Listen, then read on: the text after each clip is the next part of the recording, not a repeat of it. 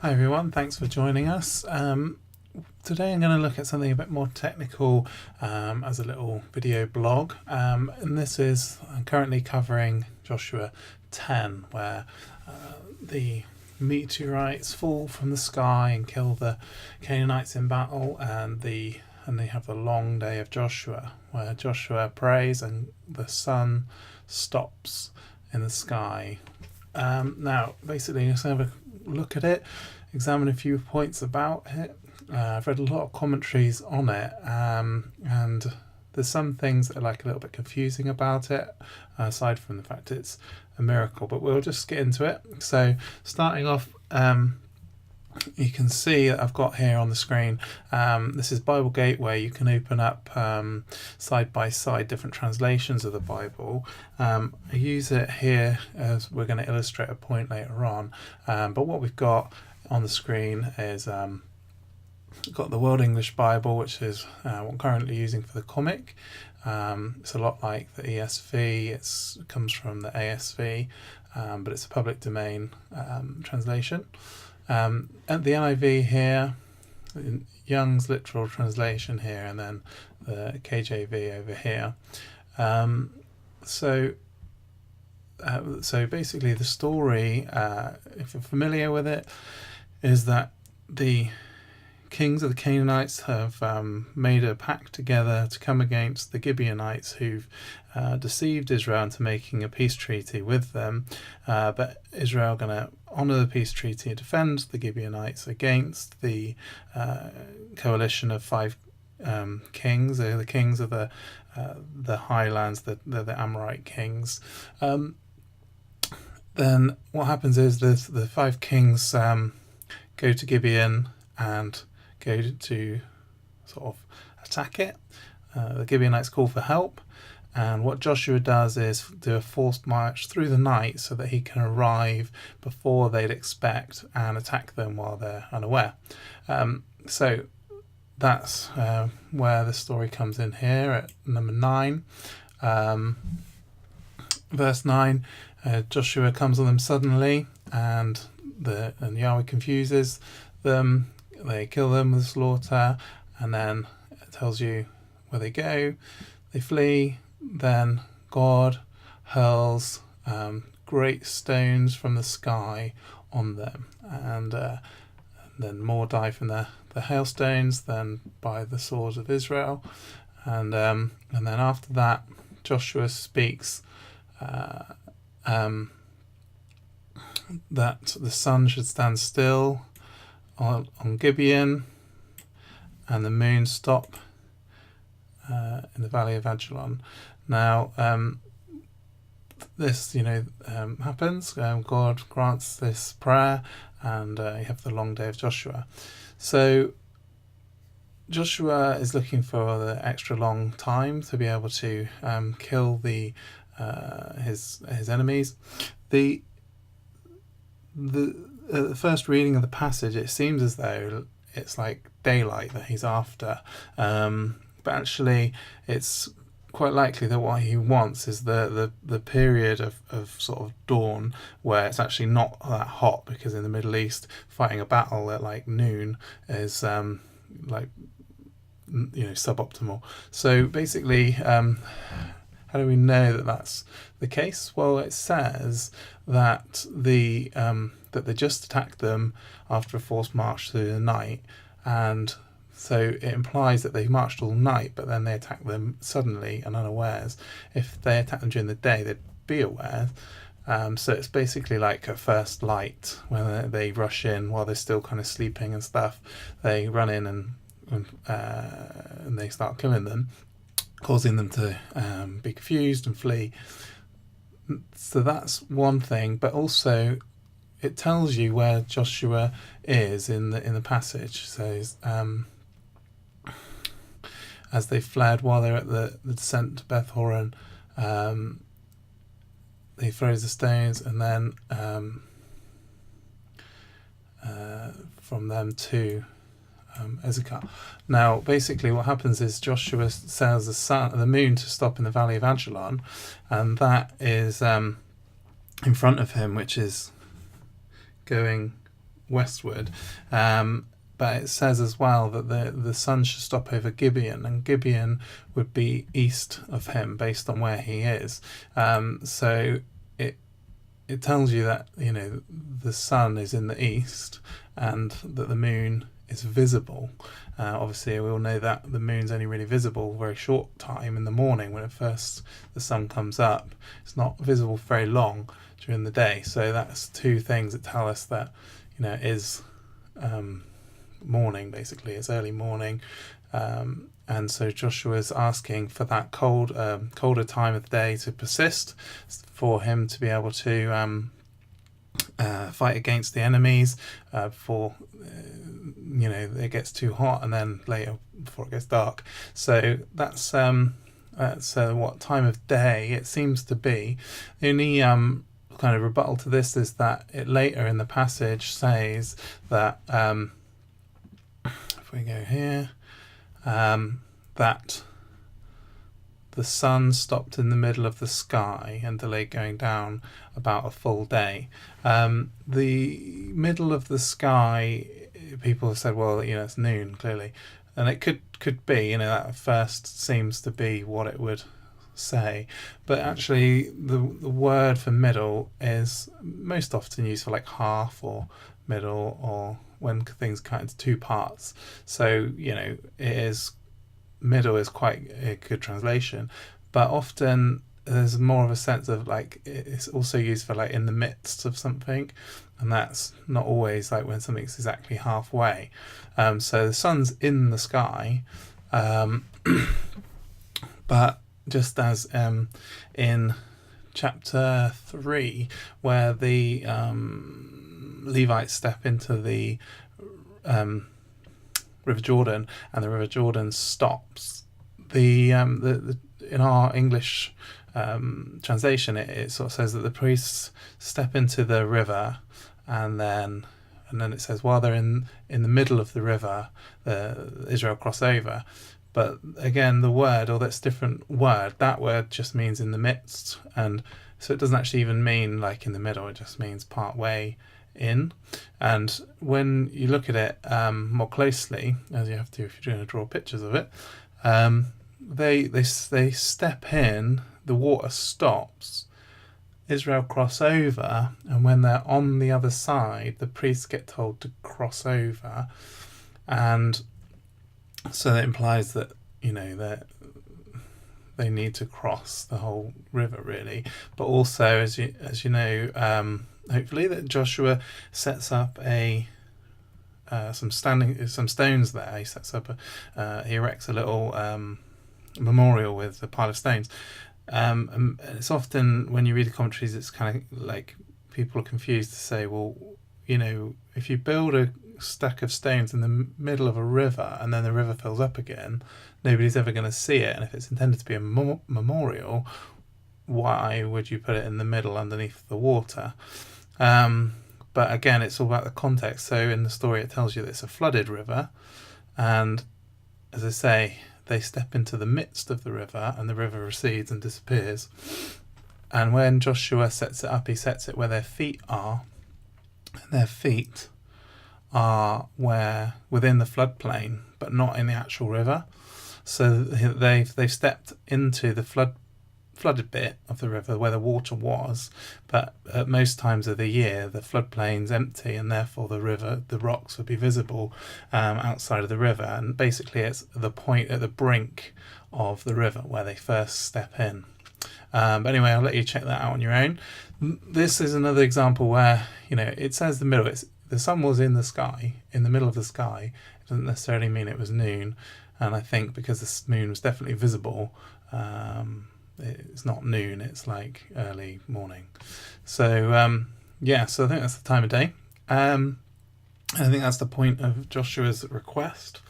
Now the other thing is that I wanted to bring up is this bit below. Let's have a look. Now this is why they're all highlighted with green and red and blue.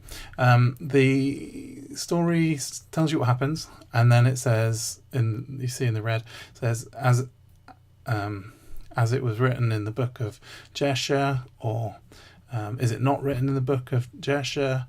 Depending on the translation, but in the Hebrew, you can't. There's no quotations, or the prose aren't like separate, so you can't tell actually which bit is in the book of Jeshua. And so you can see in the NIV, like, it looks as though this bit is the bit that they're saying is in the book of Jeshua. So they're taking it from like where they're quoting Joshua, and then they say the sun stopped and they avenged upon their enemies. And that seems fine. You think, well, it doesn't really matter. But here below, it could be, if you look at Young's literal, here it's so is it not written in the book of the upright? So they translate Jeshua there, and then they go forward from there, and the sun stands still in the midst, and so it goes down from there. Now, why do I bring this up? Well, basically it's because, as I say, when I'm drawing it, I have to think about where people are, what they're doing, and everything like that. Now, lastly, it's this passage, this verse here that's the problem.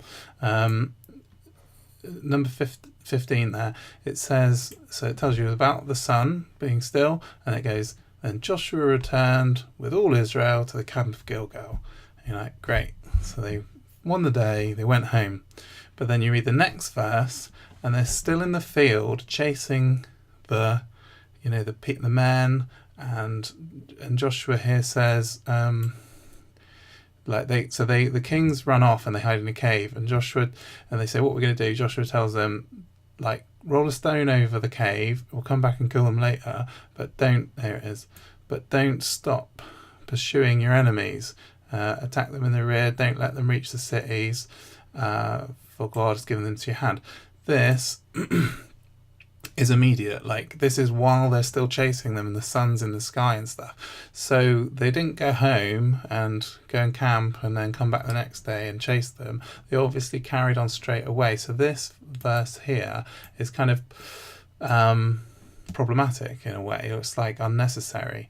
But that's until I believe this is all part, the blue bit that I've highlighted is what was written in the book of Jeshua, and it actually works a lot better when you understand that would be what would be written there, because this bit about Gilgal is in the book of Jeshua. It has just like a little summary thing which tells you what happens, and then it concludes with and then they went to Gilgal, because it says so using the NIV, "The sun stopped in the middle of the sky and delayed going down a full day.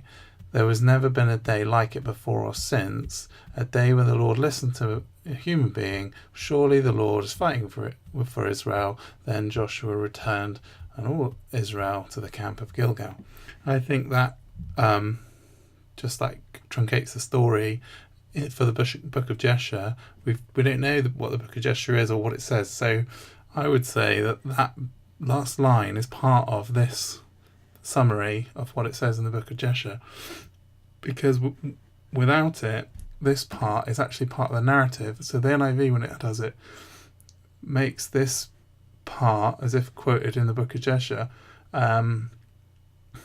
Uses this part, but it doesn't. But if you kind of took that out, it doesn't make sense, because it takes out what Joshua says and stuff like that. And actually, so that's my main point about this passage about Gilgal. I think it's part of this book of Jeshua quote, and therefore the story immediately carries on with them chasing people down. Don't stop, keep pursuing them. But so that's the bit to do with that verse 15 and how I resolve that little issue. But also it's interesting because this quote from book of Jeshua could be potentially more colourful or more of a kind of poetic retelling than the actual event. And so it says "in the middle of the sky" is actually within this quote from the book of Jeshua, I'd say, and without that, actually it says that the sun stopped and the moon tarried, and the nation was avenged upon their enemies, but it doesn't say that it was in the middle of the sky and it was noon.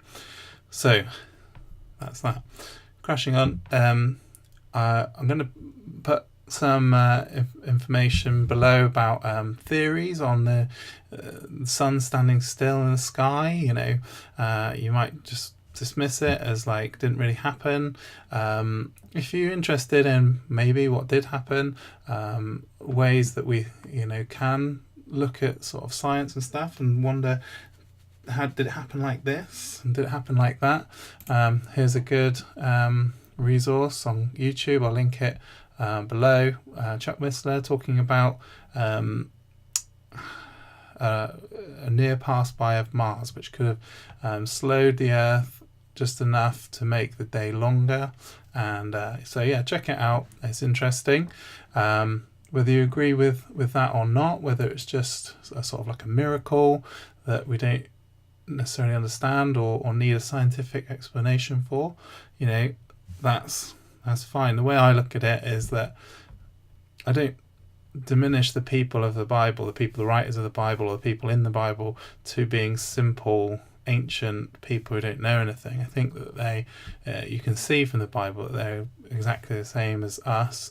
They don't have the same technology, but apart from that, their lives, their choices, their understanding of things is pretty much the same as anyone today.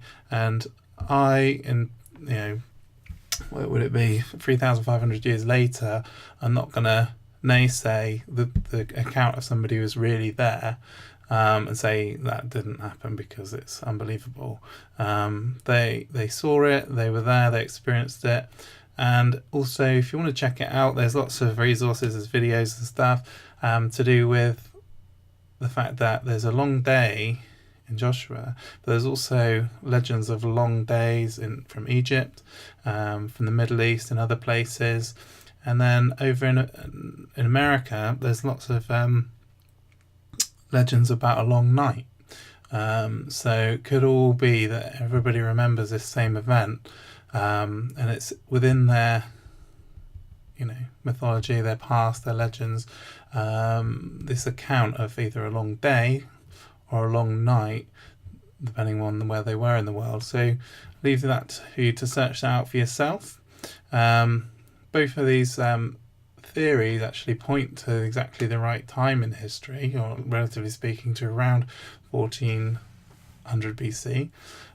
So it's all very interesting how it all ties together. It's definitely worth a little bit of a bit more research if you're interested, if I've awakened some interest in this particular part of the Bible. So yeah, I hope you enjoyed this. This kind of gives an example of the way that we research stuff, make it right and ready for the word-for-word Bible comic. Here you can see how I used an interlinear for the words. I meant to bring that up, but there you go. You can see in the middle of heaven, the sun stirred and all that stuff. So these are all good resources you can turn up on the internet. Bible Gateway, Bible Hub's another one. It's just very useful to read through these, not just the Bible but commentaries, and then sometimes where there's a bit of a confusion or what things are, to look up the meanings in the interlinear. Anyway, that will conclude what we're talking about today. Thanks a lot for listening to this little presentation. I hope you enjoy it. If you're not subscribed already for the Word for Word Bible comic newsletter, you can do so. I'll put a link below, and that'll give you more blogs like this and news and progress reports on how the project's coming on. So there you go. I'm in chapter 10 of Joshua at the moment. Thanks for watching. Cheers.